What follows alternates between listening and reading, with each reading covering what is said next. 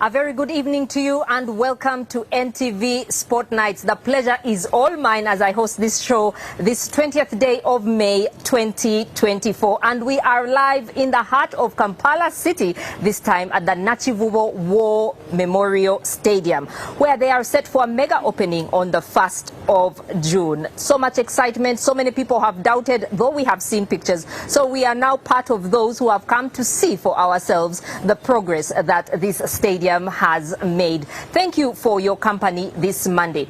Also today we will be speaking to Kenneth Semakula, the versatile defender of Sports Club Villa, and there is a trophy in studio. We are glad to have them join us as they continue to celebrate their 17th trophy. We'll also be talking about the English Premier League and Manchester City winning a 4th in a row. What does that mean? What is the English Premier League coming to now? Should we compare it to maybe the Bundesliga, where they have had one dominant team for almost the last 12 years, I should say, that was only displaced this year? Well, do head over to X and let us know your thoughts. Let us know where you are watching us from as well, and any questions that you may have for the panel that is joining me today. As usual, we start with Recognize Me, and on the screen is the sports personality that we would like you to recognize. The clue is undisputed. The clue is undisputed. Who do you think that sports personality is? And for the greatest of all time, what other question could we have for you other than this very stadium where we are based today? Nakivubo Stadium has served Ugandan sport for many years. What memories do you have of the old Nakivubo Stadium? What memories do you have of the old Nakivubo Stadium? And would you call it possibly the greatest of all time of the era that passed? And to our predictions, oh, those ones, I really hope they're up on the screen. Strangely enough, we all tied. Ismail complaining that he's not happy, he's at the bottom of the list, but yeah, I'm happy with the scores as they are. Today we shall be letting you know our predictions for Atalanta versus Leverkusen, NEC versus Kitara, Man City versus Manchester United, that FA Cup final, and Al Ahly versus Esperance. Isma is so excited. Well, why don't I welcome him here? Head of Sport Nation Media Group. Good evening. Good evening, Mabel. Glad to be on the show once again. And glad to be here under this cool, delightful Kampala sky. Yeah, having come to Nakivubo for the first time, I could say around 1995 or 96. It's been closed for several years.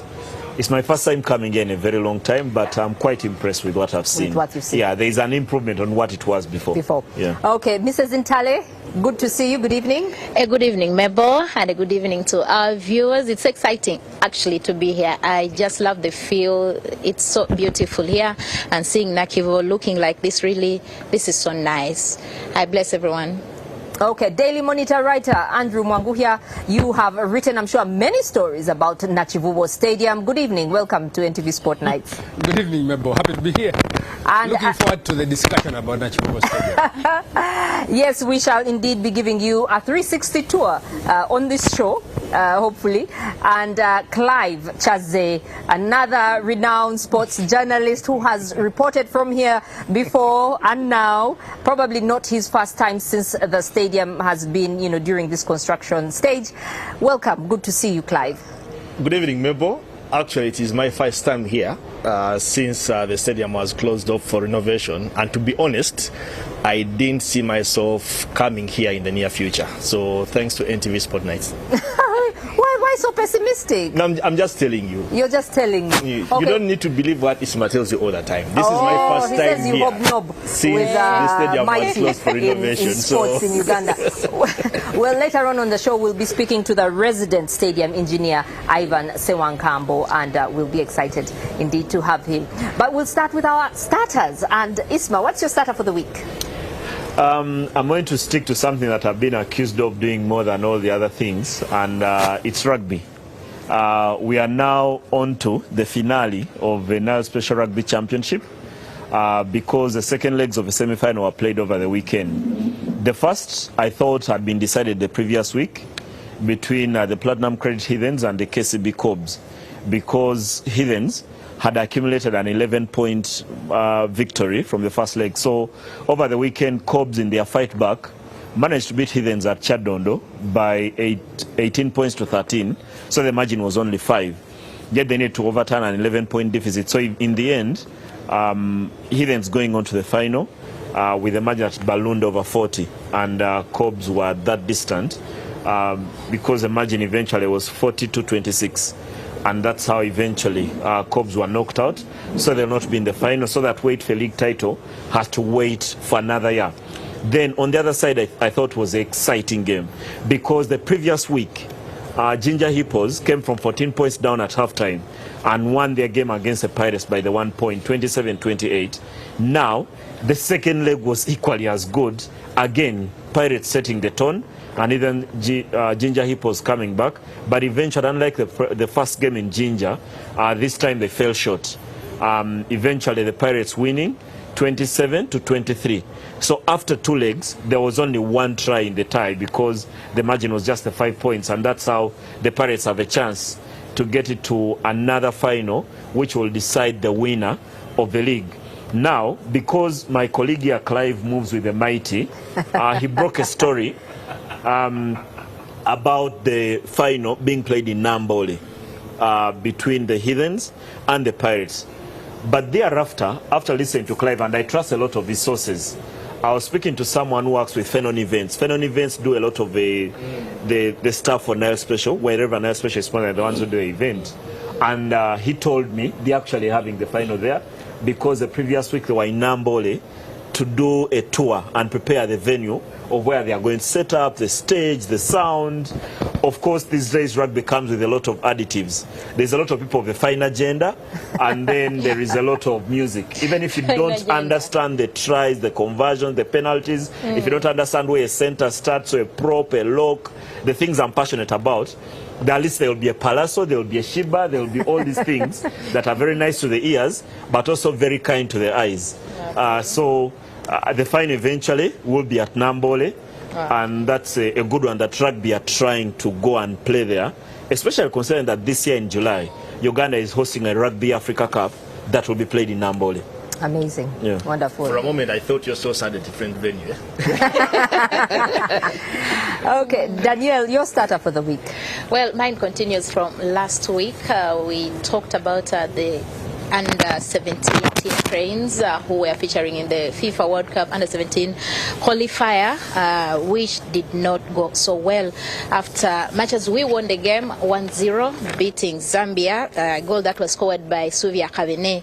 It wasn't enough. We won the battle, yes, but the war was won by Zambia, who went on to progress to the next round by 2-1 on aggregate. A kind of a tall order, especially that when we went to Lusaka, Zambia, we were not able to score, losing by 2-0, something that meant that we had to put up a very good fight if we had to come here in Kampala. The game was at Chitende St. Mary's on Friday, the 17th of this very month, and of course, FUFA opened the door for all fans to come and cheer the girls, but that wasn't enough because coming into the game, Uganda needed at least 3 goals without Zambia responding, which wasn't the case. Then also on the pitch itself, we were dominant, we played so well, lost a few shots here and there. Of course, the Zambian goalkeeper Sheshala doing a lot of work there, saving from Agnes Nabkenya, and also Westful Kabine losing some of the opportunities for the country. But Uganda were not lethal at all in the final third of the game, which affected us a great deal and leaving the girls out of the tournament second time running, because last time, that was in 2022, we lost to Ethiopia again on away goal rules. Ethiopia drew Uganda with 2 goals.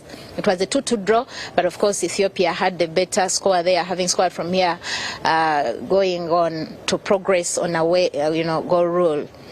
The finals, of course, Uganda misses out still. We hope for the best maybe next time. And like they say, next time better. Yeah. Yes, indeed. You've said we're not lethal enough, and I was like, oh. Anyway.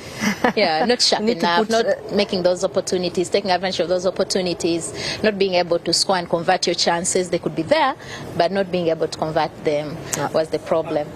Just to supplement a bit, for me, yes, it might have been disappointing that the team didn't advance to get to the next round. But what is important is that these 16, 15, 14-year-olds are starting to get that international exposure. They might be missing out on the World Cup that is going to be played this year, but we remember that starting next year, the World Cup, the Under-17 World Cup for the boys and girls, is going to be played on an annual basis. So these girls and boys later, they have an opportunity of playing at that stage at an annual basis or every year, meaning that eventually we will be able to probably break the barrier and get into positions where people believe that we should be. So for me, I think the result might not have gone our way, but it is a good initiative that we are actually part of this project that FIFA is putting around across the globe so that teenagers start playing football internationally at a very early age. Thank you, Clive. Andrew, your starter for the week. Mine comes from the, again, social cause. Just this weekend, yesterday actually, we had the childhood cancer run. Remember, we had last week on the show, and it happened. Start and finish point was the Uganda Cancer Institute. The good news from there is because people watched the show and there's feedback from the organizers that they actually, the numbers were high, but because people got to know that it's being held at the Cancer Institute, they really wanted to come and celebrate. So from just over 1,000 participants last year, this time they had close to 2,000 participants. Wow. Quite something. Wow. I know, would help. Sure. Sure, indeed. And the pictures must be rolling. If you see them, you'll see most of the runners they're painted all over the place. Face, clothes, the running kits. And I asked Moses Echodu, one of the organizers, why are they all painted? And I explained it in a way that children love colors. Yeah. Oh, yeah, that's right. And there were colors. You just paint yourself whichever color you wanted, and that's why. So this childhood cancer run is meant to keep children with cancer in school, but mainly the treatment. The treatment is the main point or the main issue that children that have cancer struggle with, because they cannot go for treatment. You end up spending all the money, the little that you have, in transport. So this is to ensure that children continue getting support and transport. So the run is meant to, get resources and ensure that happens. Two of the runners that they are following up, one is 15 years, another 17 actually did participate yesterday. And the race was, we had 5 kilometers and 10 kilometers. The executive director, Uganda Cancer Institute, in the pictures you'll see some gentleman running alone there. He did 10 kilometers. He was supposed to do 5, but he did 10. And the reason was he wanted to pronounce it strongly that cancer is real. And together we can actually confront the face. That's Dr. Jackson Orem. We had runners and walkers from all walks of life.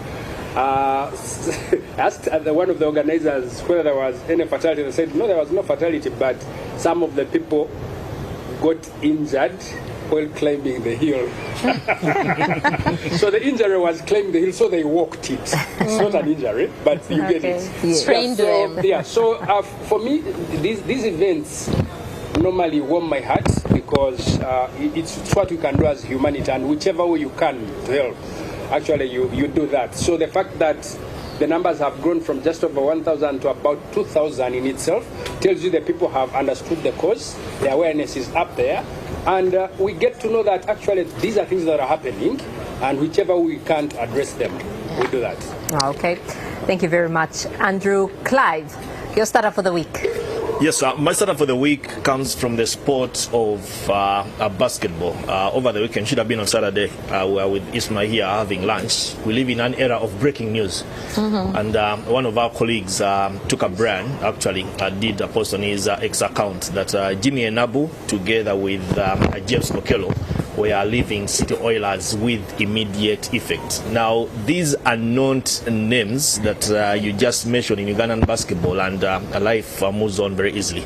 Jimmy Inabu, James Okello, you would say the heartbeats of Oilers basketball club. Okello has been part of this team from Division 1, if I'm not mistaken. He's part of the team, part of the players that have promoted the team to the first division, and has been part of all the 9 titles they have won, just like Jimmy Inabu, because when they got promoted, Jimmy Inabu was one of the players they signed in their first season. So these are two players, and I think the most senior on the current team have been part of all their success. When we got news that they were leaving the club with immediate effect, of course we got to know what exactly happened, or what is going on. And what we learned, that immediate effects, just like you hear the word, is that they won't be playing for Oilers anymore, and not in the remaining parts of the regular season or even the playoffs. And of course a lot has been going on in the Oilers camp that so many people don't get to tell, but also what we get to gather, that there is a lot of unhappiness around the team, especially in the playing staff. And Jimmy and Oxy, in James Okello, being the senior players, they have on several occasions taken the stick or the beating on behalf of all these other teammates of theirs. Some of the issues are financial. Of course, when this team gets to qualify to play in the BAL competitions, I know that there is usually money that comes in that these players are entitled to. But sometime back we got to learn that the only time they were able to get a part of this money is because they had to put their tools down and say we weren't traveling to Cairo or wherever unless we get what we're entitled to. That's something that we are told the management of the club was not happy with. So from that time, been a lot of back and forth between the management, but also in the playing staff. And like I said, Oxy and Jimmy are the senior players, so on so many occasions they take the beating on behalf of all these other teammates. So I think it got to a point where them and the management of the club could not probably agree to exist under one umbrella. And I was told they actually wanted to leave earlier, but management decided that we shall only release you towards the end of the transfer window, so that by the time we release you, you don't get an opportunity to play for any other club, especially within Uganda. Of course, we started doing the digging. Personally, I suspected that probably one of them or both of them will be joining their former coach, Mande Jiruni. He's coaching Kepler in Kigali, Rwanda. I was speaking to Mande this morning, and he confirmed that they won't be joining him in Kepler, though I get to understand that Jimmy Inabu already has a job in Rwanda, a team called Tigers. Whether he will be joining them this season or next season, we probably need to wait and see, and probably also get to know where James Okello will be going. But that is the story at the moment. Jimmy Inabu and James Okello are no longer part of the Oilers organization. Wow. The separation is not shocking. It's the story behind. Yeah. In which, because when you talk of Jimmy Inabu is the kind of player that should be having a testimonial at City Oilers. So it clearly shows you it's beyond just sporting reasons. Yeah. Well, you are still watching NTV Sport Nights live from Nachivubo Stadium. We are proudly sponsored by Predator, the energy drink that fuels your daily grind. You can get a bottle for only 2,000 shillings. We will now play our weekly Nightlight.